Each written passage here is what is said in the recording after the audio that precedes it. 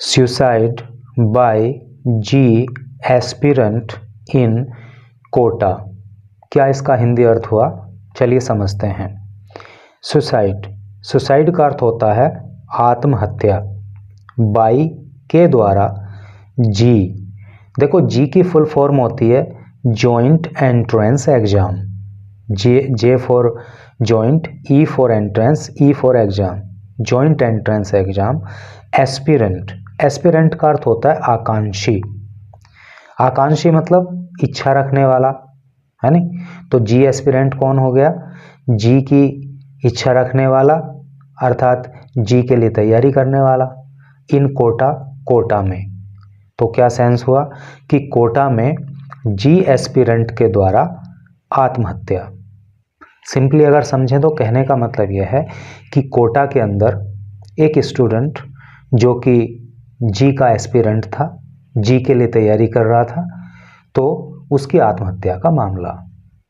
तो आजकल ये देखने को बहुत मिल रहा है कि स्टूडेंट्स जो है आत्महत्या कर रहे हैं, और ख़ास तौर से वो स्टूडेंट्स जो किसी कंपटीशन की प्रिपरेशन कर रहे हैं या किसी एंट्रेंस एग्ज़ाम की प्रिपरेशन कर रहे हैं। तो ये अपने आप में बहुत ही जो है मतलब एक चिंता का विषय है, और इस पे गंभीरता से विचार करने की ज़रूरत है।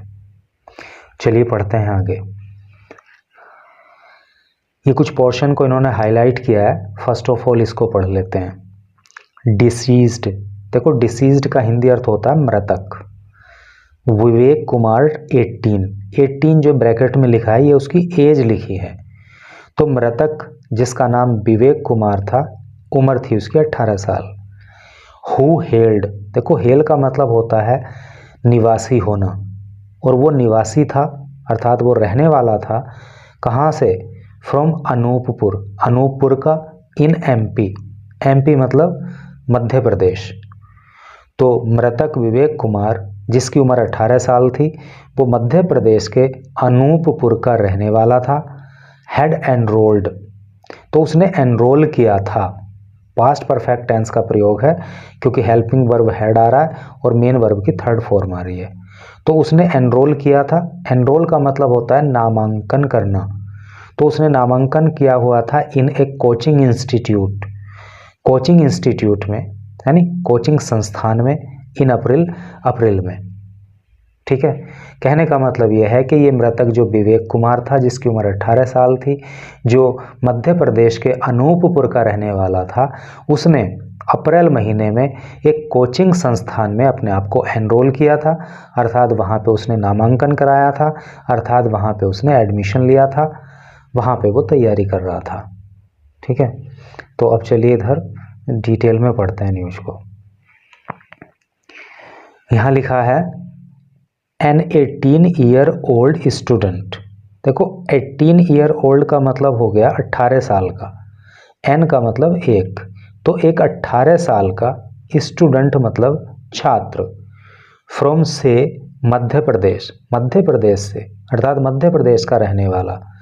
प्रिपेयरिंग, प्रिपेयर का मतलब होता है तैयारी करना, तैयारी कर रहा था फॉर जी यानी कि जॉइंट एंट्रेंस एग्जाम की, इन कोटा, कोटा के अंदर।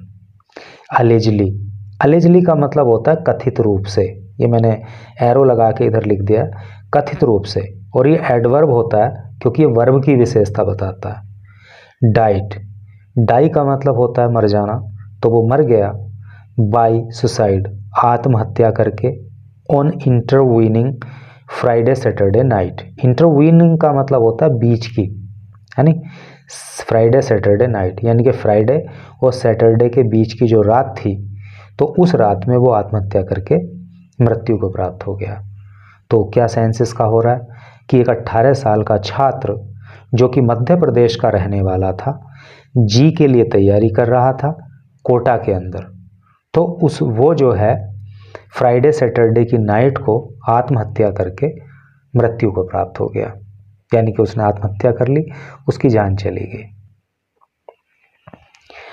विवेक कुमार से डेथ, विवेक कुमार की मृत्यु, देखिए अपोस्ट्रोफी एस लगा है, इसका ये केस ऑफ पोजीशन कहलाता है, और हिंदी में इसका अर्थ जो होता है वो का, की, के ऐसे करके होता है। तो विवेक कुमार्स डेथ, विवेक कुमार की मृत्यु, made it the 18th such case. Made, देखो मेक होता है ना, मेक का मतलब बनाना, उसी की सेकंड फॉर्म मेड होती है।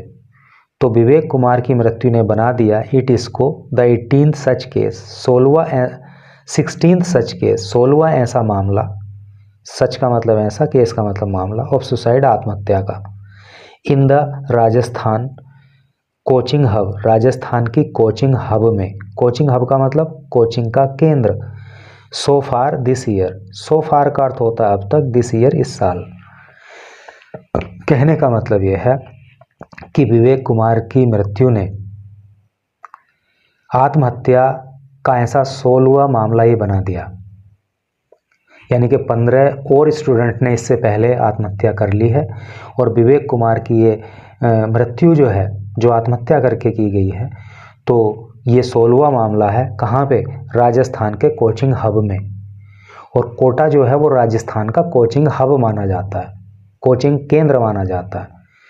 सो फार दिस ईयर, इस साल अब तक, ठीक है। No note was found, no कोई नहीं, नोट, नोट का मतलब होता है लेख, वॉज फाउंड पाया गया, कोई भी लेख नहीं पाया गया। नोट का मतलब आप सुसाइड नोट भी समझ सकते हो, क्योंकि कई बार होता है ना कि कोई व्यक्ति आत्महत्या करता है तो वो कोई नोट लिख देता है, कोई लेख लिख देता है कि मैं इस कारण से आत्महत्या कर रहा हूँ, तो उसको सुसाइड नोट बोलते हैं, और शॉर्ट में नोट भी कह सकते हैं, क्योंकि यहाँ पे आत्महत्या वाला मामला चल रहा है। No note was found, found जो होता है वो फाइंड की सेकंड और थर्ड फॉर्म होती है। चूंकि यहाँ पे पैसिव वॉइस का प्रयोग हुआ है पास्ट इंडेफिनिट टेंस की, क्योंकि वॉज और वर्ब, वॉज और वर्ब, हेल्पिंग वर्ब जब आ जाते हैं और मेन वर्ब की थर्ड फॉर्म आ जाती है, तब जो है वहाँ पे पास्ट पर इंडेफिनिट टेंस की पैसिव वॉइस होती है। नो नोट वॉज फाउंड, कोई भी नोट नहीं मिला, कोई भी नोट नहीं प्राप्त हुआ, इन विवेक्स रूम, विवेक के कमरे में, इन राजीव गांधी नगर एरिया, राजीव गांधी नगर एरिया में, यानी कि लड़का जो था वो राजीव गांधी नगर क्षेत्र में रहता था, तो वहाँ उसके रूम से किसी प्रकार का कोई भी नोट नहीं मिला, कोई लेख नहीं मिला। पुलिस सेड, पुलिस ने कहा, सैटरडे, सैटरडे को, एडिंग, एड का मतलब होता है जोड़ना या और आगे कहना, और आगे कहा द रीज़न, कि जो रीज़न है, जो कारण है, बिहाइंड पीछे, द एक्सट्रीम स्टेप, एक्सट्रीम का मतलब होता है अत्यधिक या सबसे बड़ा, स्टेप का मतलब कदम, तो ये जो सबसे बड़ा कदम इस लड़के के द्वारा उठाया गया, यानी कि जो आत्महत्या कर ली गई, अपनी जीवन लीला को समाप्त कर लिया गया, क्योंकि अपनी जीवन लीला को समाप्त करने से बड़ा तो कोई कदम हो नहीं सकता, इसीलिए इसको एक्सट्रीम स्टेप कहते हैं, मतलब आत्महत्या। तो इस लड़के ने जो ये एक्सट्रीम स्टेप लिया, जो ये आत्महत्या की, तो इसका कारण जो है, इसके पीछे जो कारण है, is yet to be ascertained, yet का मतलब अभी, टू बी असर्टेन्ड, असर्टेन्ड का मतलब होता है निर्धारित करना या सुनिश्चित करना या पता लगाना, तो अभी उसको सुनिश्चित करना बाकी है, उसका अभी पता लगाना बाकी है, क्योंकि उसने कोई नोट तो लिखा नहीं, उसने बताया तो है नहीं कि उसने आत्महत्या क्यों की, तो अभी उस कारण को असर्टेन करना जरूर बाकी है, अभी उसका पता लगाना बाकी है। Vivek who hailed from Anuppur in MP, Vivek who जो हेल्ड निवासी था, फ्रॉम अनूपपुर, अनूपपुर से, इन एमपी मध्य प्रदेश में, तो विवेक जो कि मध्य प्रदेश में अनूपपुर का निवासी था, हैड एनरोल्ड, तो उसने नामांकन कराया था, उसने एडमिशन लिया था, इन ए कोचिंग इंस्टीट्यूट, एक कोचिंग संस्थान में, दिस अप्रैल, इसी अप्रैल को, यानी कि 2024 के अप्रैल को ही विवेक ने जो है कोचिंग संस्थान में एडमिशन लिया था। एज FSL अर्थात फोरेंसिक टीम, NFSL एक फोरेंसिक टीम जो है वो थी डिस्पैच्ड, डिस्पैच का मतलब होता है भेज देना, है नी, तो वो डिस्पैच भेज दी गई, पैसिव वॉइस आ रहा है, तो एक फोरेंसिक टीम को भेज दिया गया टू स्पॉट, स्पॉट का मतलब होता है स्थल, यानी कि जो घटना स्थल था जहाँ पे उसने आत्महत्या की, उस स्थान पर एक फॉरेंसिक टीम को भेज दिया गया। टू कलेक्ट, कलेक्ट का मतलब होता है इकट्ठा करना, इकट्ठा करने के लिए एविडेंस, एविडेंस का मतलब होता है सबूत, सबूतों को इकट्ठा करने के लिए। एंड एग्जामिन, और एग्जामिन करने के लिए, एग्जामिन का मतलब होता है जांच करना, परीक्षण करना, निरीक्षण करना। तो जांच करने के लिए द सर्कमस्टांसेस, सर्कमस्टांस का मतलब होता है परिस्थिति, और सर्कमस्टांसेस हो गया परिस्थितियाँ। तो परिस्थितियों की जांच करने के लिए टू इन्वेस्टिगेट, इन्वेस्टिगेट का मतलब भी जांच करना होता है, जांच करने के लिए। एंड असर्टेन, और सुनिश्चित करने के लिए, निर्धारित करने के लिए। द कोज, कारण ऑफ डेथ, मृत्यु का, कोज का मतलब कारण। तो एक फॉरेंसिक टीम को जो है सबूतों की जांच करने के लिए भेज दिया गया, और क्या मृत्यु के पीछे कारण रहे इसकी जांच करने के लिए भेज दिया गया। Deputy SP Yogesh Sharma sad, और ये बात जो है डिप्टी एसपी योगेश शर्मा ने कही। एसपी की फुल फॉर्म होती है,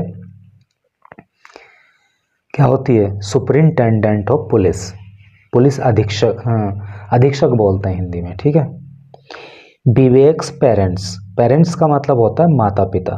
तो विवेक के जो पेरेंट्स हैं, विवेक के जो माता पिता हैं, हैव बीन इन्फॉर्म्ड, तो उनको इन्फॉर्म कर दिया गया। देखो इसको कभी पेरेंट नहीं लिखते हैं, हमेशा पेरेंट्स ही इसको लिखते हैं। तो विवेक पेरेंट्स हैव बीन इन्फॉर्म्ड, विवेक के माता पिता को सूचित कर दिया गया। यहाँ भी पैसिव वॉइस है, हैव बीन आ रहा है तो प्रेजेंट परफेक्ट टेंस की पैसिव वॉइस हो गई, ठीक है।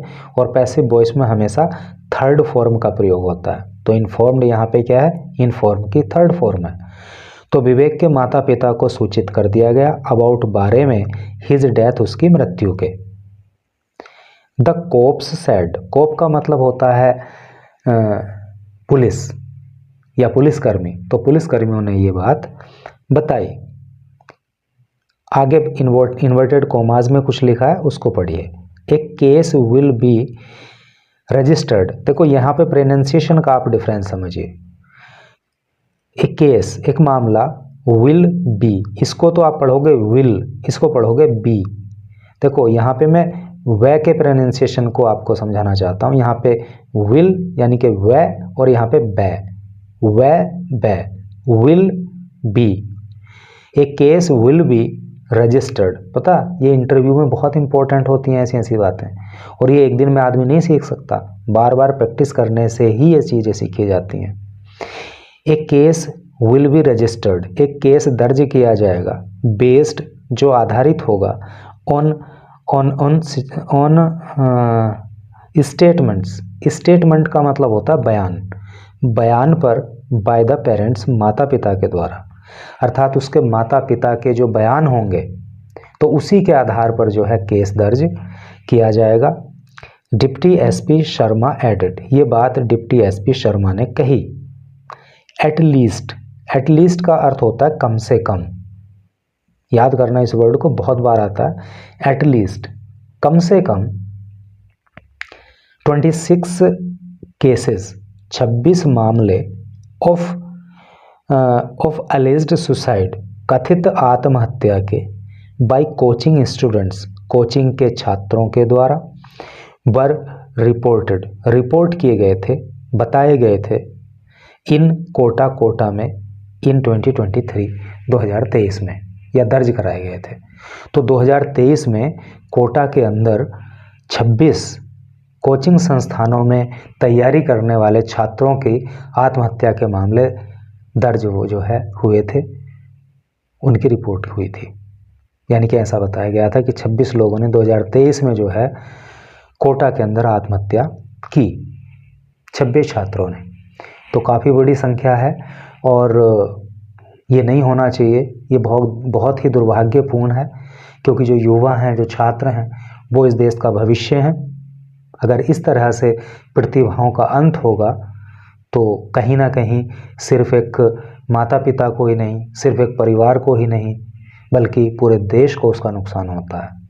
तो समय समय पर स्टूडेंट्स की काउंसलिंग कराई जानी चाहिए और सभी वो प्रयास किए जाने चाहिए जिससे कि स्टूडेंट्स आत्महत्या नहीं करें